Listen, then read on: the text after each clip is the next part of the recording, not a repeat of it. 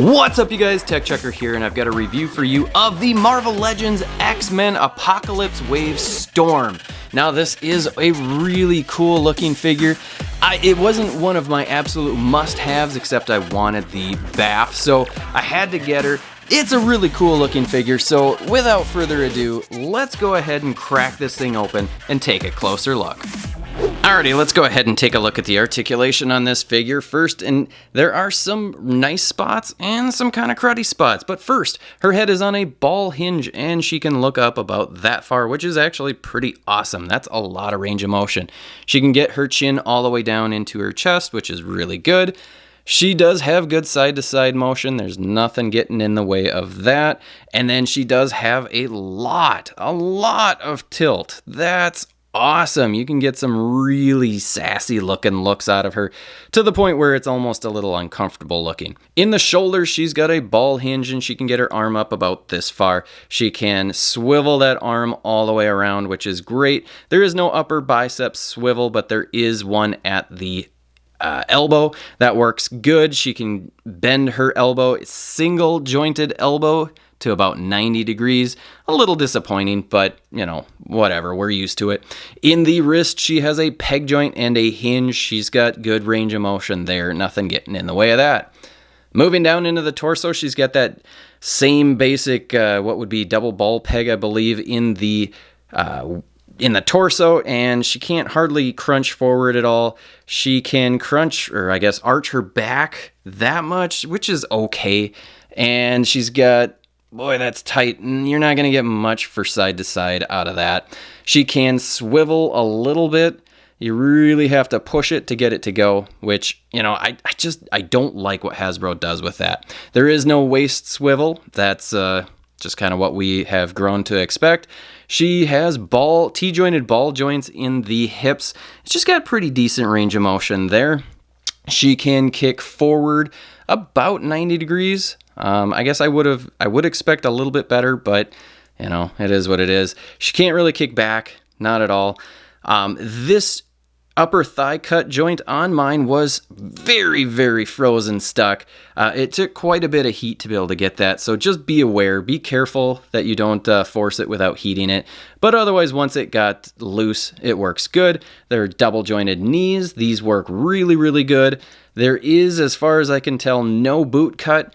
There is an ankle disc that gets her foot back this far. She can get her foot forward about this far, which is actually pretty decent. And then there is an ankle rocker, and that works pretty good. So overall, the articulation is pretty darn good, I would say. Just a few minor issues with the torso, and, you know, I can get past that. All right, let's take a look at the sculpt and the paintwork on this figure. And I think Hasbro did a pretty decent job on it. I think the head sculpt, the face, they did a really nice job. It's, you know, not necessarily my absolute favorite version, but I do like it, and they painted it pretty cleanly, I would say. I like the little smirk that they did on her face. I just think that's kind of fun. The paint is great. They painted her lips. I don't know why, but I love when they paint lips. The eyes are painted nice and clean. The eyebrows, they did a good job. There is a little bit of paint variation in the mohawk. You can see there's a little bit of gray, I don't know, spattered in. That's not the right word. Basically, like maybe washed. I think it's a black wash that kind of turned gray. And then you can see the lightning bolt earrings. Those actually look nice. Those are sculpted in and painted, and they're painted fairly cleanly. The only issue that I have with the sculpt really is the neck. You can see there's just a really big gap, and I don't know, it just doesn't look as good as I think it could. I like the little choker collar thing that's painted nice. They got all the little rivet things. This jacket vest thing is kind of a softer, rubbery plastic. I like it. There's no paint, but it is sculpted very nicely, so I'm happy with that.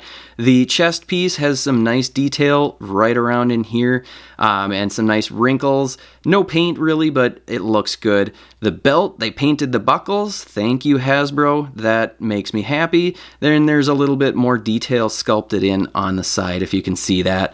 The pants, there's no paint, but there is sculpt work throughout. out, which is really, really cool. And the boots are really kind of my favorite part on this figure. It's, I believe, a new sculpt for this boot. It's a really cool looking boot. And the high heel, normally I hate the high heels that Hasbro gives us, but these are good because they're a little bit chunkier. And so you can actually stand her up on these shoes and you're not going to have any major issues. The other thing I didn't note is these little wrist cuff things. They're not glued on. Again, Hasbro, I don't know why you don't just glue them on. It's not going to get in the way of the articulation, but you know, you did it for some reason, so whatever. It is what it is. Okay, well, let's just see how tall she is from the top of her mohawk. She's just about 6.5 inches, so fairly tall. If you're not taking into consideration the mohawk, she's at about 6 inches, just a hair over, which is a pretty decent size figure, but she is wearing high heels, so that's to be expected. Bringing in Deadpool to stand next to her. Come on, Deadpool, get your feet set.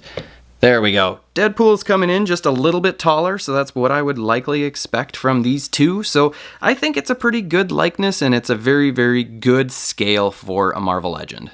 And last but not least, accessories. And unfortunately, she only comes with really 2 accessories, and it's a set of these lightning effects, which are really, really cool. They're very soft and pliable kind of, so you can kind of get them into whatever pose that you want, but basically these are going to wrap around her hands so that it can look as though she is shooting the lightning bolts out of her hands, which is really, really cool. Let's throw this other one on just for the full effect, because I really, really like this. I think this is what Hasbro needs to do. They need to give us more good power effects so that we can really do some cool pictures with our figures.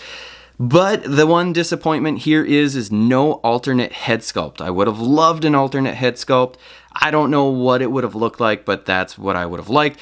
And I guess if I'm being greedy, more hands, fist hands, regular gripping hands, whatever that might be. But overall, this is a really, really cool figure. I think Hasbro did a really, really nice job with it. So let me know in the comments below what you think of this figure. I hope you enjoyed this review. If you did, hit the like button, hit the subscribe button if you haven't already. And until next time, I'll see you later.